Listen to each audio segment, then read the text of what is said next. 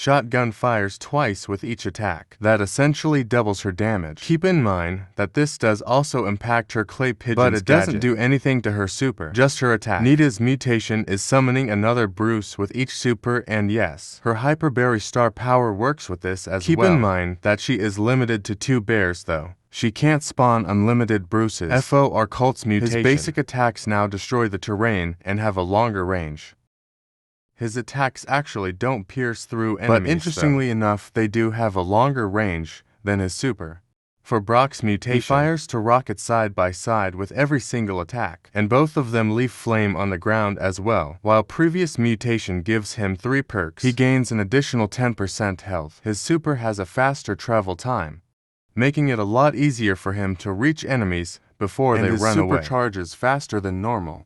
Now Poco's is interesting because whenever Poco heals himself over time, now the heal procs for every single hit he takes. So a Colt firing a single attack at Poco could proc 6 heals, and the healing spreads out to nearby teammates as well. Rose's mutation spawns bushes around her whenever she uses her super, and it is a massive area. Bushes giving her tons of cover for Tick's mutation. He now spawns 2 additional heads for every super.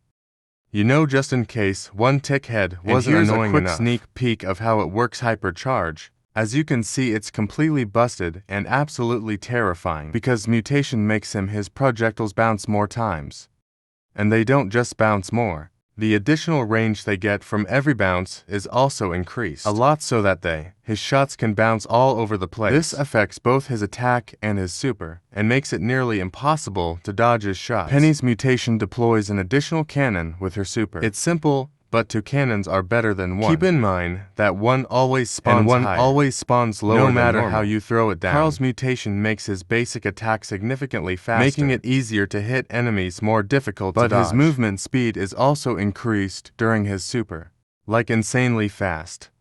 He can travel from one side of the map to the other in only 1 super. It's just nuts, and honestly, it's gonna be so much fun to play around with. Next we have Bo's mutation, and it has 2 parts. First, his super charge rate is increased, which means that he'll be able to charge up his super a lot more frequently. Second, he can hide unlimited traps on the map, making the whole map incredibly dangerous for Stu's mutation. His super is always charged like always. He has unlimited super. He can dash whenever he wants, giving him insane movement. And keep in mind that while using his gas heal he'll also heal with every single dash. He honestly might be impossible to kill with this. Piper's mutation makes her fire her attack twice. That is right, every attack is 2 attacks and could be a lot of damage. For Pan's mutation, she gains unlimited ammo. She will never run out, meaning you can fire it 100% of the time. Spam that auto way right, and her mama's hug will heal her with every projectile too. Frank's mutation gives him 3 buffs. He can move significantly faster. He has 10% more health and his basic attacks break walls, which means that no thrower is ever safe. For B's mutation, her basic attacks now also fire a rattled hive gadget projectile. And since she can spam her basic attack, she can spam this as well, making it incredibly hard to avoid for enemies. Grome's mutation is to buffs. His super has 4 additional projectiles in an X shape, making it very hard to dodge. And his super charge rate is also increased, meaning he'll be able to use his super way more frequently. Keep in mind that this doesn't actually increase his super's just damage. How hard it is to avoid. Bonnie's mutation makes it so that while she's inside, Bonnie's basic attack fires 2 additional projectiles. Additionally, her super stuns opponents when she lands, which is deadly surprisingly. Without Clyde, she doesn't gain any additional effects. For Gale's mutation, his attacks are now wired. In case it wasn't already easy enough to hit your shots with Gale, now you could just auto-aim with him 100% Belle's mutation makes her attack split into 5 projectiles on impact. This doesn't deal any additional damage to the target, but it makes it likely to bounce some shots onto additional enemies, which if her target is close to, they will then bounce back onto Belle and vice versa. Also, the projectiles actually don't split if she does not hit an enemy, and they don't split if you hit a wall. Next is Ash's mutation, which spawns more little helpers. If all of them detonate on an enemy, he will easily fill up his rage bar, as well as fully recharge his super. For Lola's mutation, she spawns an additional ego with her super. Only one of her ego will be affected by her gadget, but she gets the healing from both of them with her 2nd star power. For Manicitation, she shoots 2 additional protractiles with her super. That's 2 extra projectiles. fired on both sides of the original super at a diagonal angle. But if you're close enough to an enemy, you can hit them with all three. Hank's mutation automatically triggers his super projectiles. Whenever he's damaged, this is every separate instance of damage. So, it could be a constant flow of fish torpedoes fired against an amber.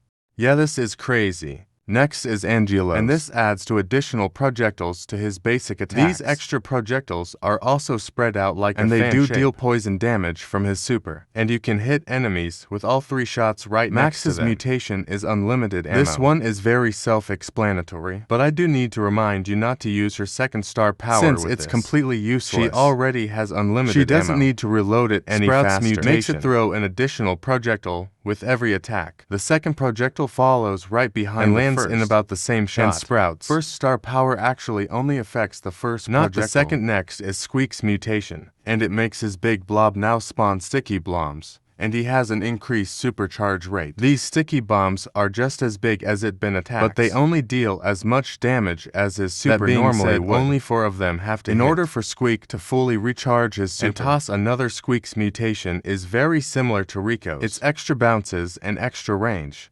But I swear, the bounces on Russ lead to an even further range than Rico's. It's even longer than ABB super. Bouncing around the range is absolutely insane. Buzz's mutation makes his super have an even longer range. Like a lot longer, I can't exactly measure it out. And it definitely doesn't reach across the entire map. But you can pretty much use it whenever on most maps, and you're gonna hit at least a wall somewhere. For E's mutation, she spawns to hatchlings every time she gets damaged. Now this is stronger against enemy who fire tons of little bits of damage like Jean or Tick or Colt if you want to spawn a ton of little hatchlings. Janet's mutation makes her drop even more bombs during her super. And when I say more bombs, I mean a lot more bombs. This is actually insane. And she will be able to charge her super a bit faster Gray's as well. Mutation allows him to have 6 active dimensional doors at a time.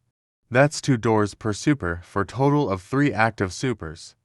Additionally, Gray could have a 4 supercharged up and ready to go, just in case you want to travel a ridiculous distance in just a few seconds. Melody's mutation allows her to have 2 additional notes orbiting her, and the notes will last a lot longer time, like significantly longer, and this is actually so fun for Melody, especially because both her gadgets and her star powers get benefits as well for Spike's mutation. His attack splits out into even more spikes, like twice as many. And that's right, his attack just became impossible to dodge, and against a large target, he can kill over 11,000 damage with every ammo, and yes, his curveball star power does get affected by this too. Just insane for Crow's mutation. His attack projectiles now return to him, and yes, they deal damage enemies both ways. This has the added benefit of piercing and dealing damage multiple targets. For Leon's mutation, he spawns to clones every time he uses his super, and yes, you can use his gadget to spawn a 3rd clone as well. The clones are still easy to tell apart from an actual player, but they could be super useful in blocking some shots, and you never know when some people are just not gonna pay attention. Anyway, Mag's mutation gives 2 additional projectiles for every single one that she normally fires, so her damage potential is actually tripled, and it is basically impossible to avoid her attacks as long as she aims halfway decent. Also, outside of her mecha, she gets an additional projectile to help her reach with each attack super. As well for Surge's mutation. He reaches max level with just 1 super, that's right. He goes from upgrade 0 to max upgrade, and help him get that He also gets an increased supercharge rate, so he can just charge up his super in 3 hits, which is great for Surge.